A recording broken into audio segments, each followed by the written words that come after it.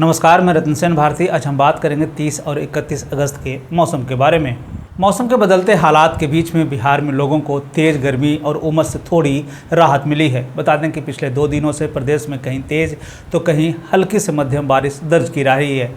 वहीं मंगलवार की सुबह से ही प्रदेश के आसमान में बादल छाए हुए हैं। भारतीय मौसम विज्ञान ने बिहार में आने वाले कुछ दिनों तक बारिश होने की संभावना जताई है। ऐसे में धान की रोपाई करने वाले किसानों को राहत मिलने की उम्मीद जगी है। दूसरी तरफ गंगा नदी के जलस्तर में लगातार बढ़ोतरी के चलते प्रदेश के कई हिस्से बाढ़ की चपेट में आ चुके हैं। बता दें कि नेपाल और उत्तर प्रदेश में हो रही बारिश की वजह से बिहार की कई जिलों में इन दिनों बाढ़ जैसे हालात बने हुए हैं। बताया जा रहा है कि पश्चिम बंगाल के फरक्का बराज का 63 गेट खोल दिया गया है। साथ ही कोसी नदी पर भी 19 गेट खोले गए हैं, जिसके चलते गंगा समेत कई नदियों के जलस्तर में बढ़ोतरी देखने को मिल रही है।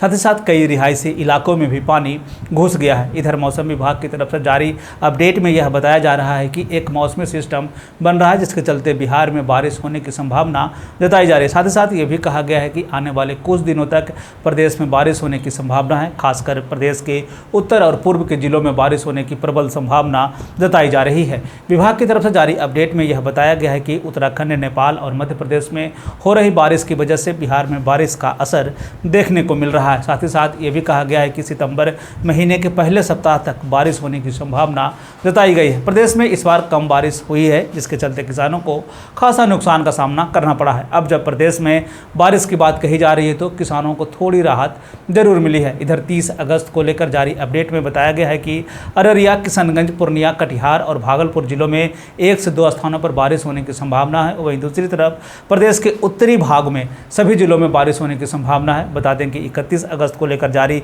अपडेट में यह बताया गया है कि पश्चिम चंपारण, पूर्वी चंपारण, सीतामढ़ी, शिवहर, मधुबनी, सुपौल, अररिया, किशनगंज, पूर्णिया और कटिहार जिलों में 1 से 2 स्थानों पर बारिश होने की संभावना है। इस दौरान लोगों को सतर्क रहने को कहा गया है।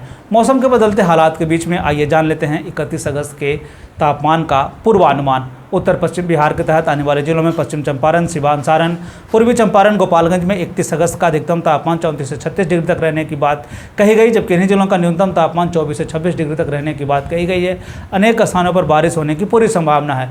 वहीं अगर हम उत्तर मध्य बिहार के तहत आने वाले जिलों की बात कर लें तो सीतामढ़ी, मधुबनी, मुजफ्फरपुर, दरभंगा, वैशाली, शिवहर, समस्तीपुर में 31 अगस्त का अधिकतम तापमान 34 से 36 डिग्री तक रहने की बात कही गई, जबकि इन्हीं जिलों का न्यूनतम तापमान 24 से 26 डिग्री तक रहने की बात कही गई है। अनेक स्थानों पर बारिश होने की पूरी संभावना है।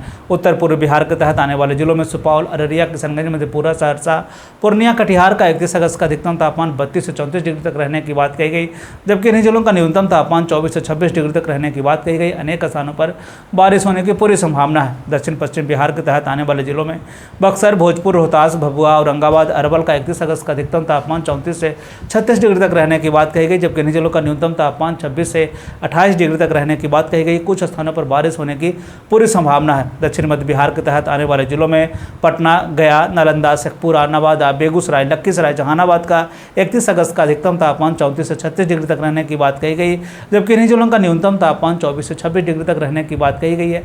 कुछ स्थानों पर बारिश होने की पूरी संभावना है।